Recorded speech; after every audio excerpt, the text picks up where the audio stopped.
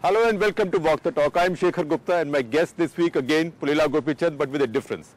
Pullela Gopichand, you always talk about your awards and you talk about them with such smile and pride that people almost forget, and you are so self-effacing like a true Hyderabadi, that you've seen badminton at the very top and you've ruled it and you've seen it change. So let's talk about badminton this time.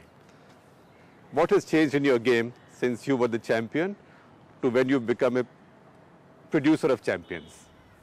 I think the sport has gone through a lot in terms of even the basics have changed in terms of the scoring patterns. More importantly, a lot of things have changed in the way the world badminton is run. Today, the number of tournaments, the kind of super series, the big tournaments, the packed calendar, the less time you get for training. So all of this, and a little bit of money. A lot of money, more than what was there. Of course, we don't still compare it to the cricket and tennis, but I think from what badminton has been 5 years back to now, also there's been 100% increase. So things are moving in that good direction. But also the things like the IBL coming, I think it just is great for the players, but a whole new set of challenges also from what I used to play. Pressures of stardom now. Yeah, I think pressures of stardom, pressures of performance, how to manage your life, because there's so many other things cropping up suddenly which a popular sport and a sportsman have to face. So all of these things are becoming challenges for the new players. Like very few people remember that in the week that you won All England Championship, another fellow Hyderabadi, VVS Lakshman, got his 281 at Kolkata. Yeah. The same week, and two nicest Hyderabadis. I think it was amazing. I think Lakshman is somebody who is a dear friend, and it's wonderful that both of us were able to produce those results. And in fact, that knock which helped that big series win against Australia. So I think it's amazing today remembering all that, and also the way the sport has changed is also something phenomenal. You started out as a cricketer as well.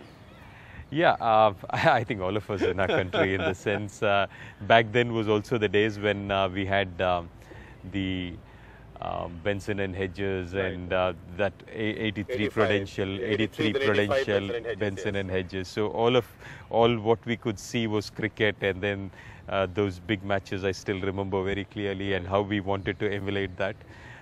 Started off, but really once I started picking up the badminton racket, I think it was more badminton than any other sport. So what has changed in the game on the court now? Well, equipment, tactics, style, energy. A lot of things. In the sense, the equipment has made a big difference as well. In the sense, if you look at say the smashing power of the 70s or the 80s and the 90s and today, I think it's a considerable difference as well. So it's not merely that the players have become more powerful, but also the equipment has become better. And the equipment has made it faster.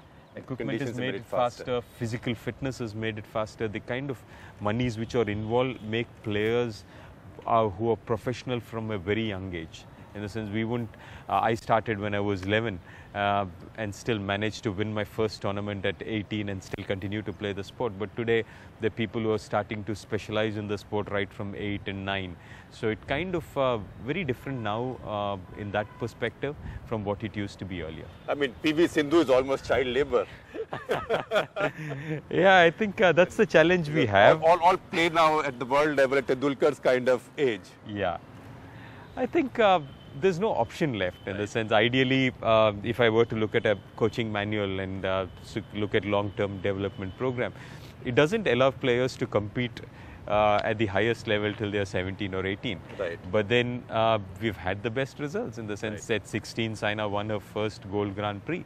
And Sindhu at 18 has won a senior. And Rachanok is just about a year older than her. And she's won so much. So I think the whole, the systems have actually changed. Our thinkings also need to be adapted to what is happening. And it's good because these players come out with a lot of maturity and a lot of will to work, and which wasn't the case in earlier times, is what I would say. So take us into your mind and your ward's mind now, in terms of badminton also being a mind game now. Nobody believed Chinese could be beaten.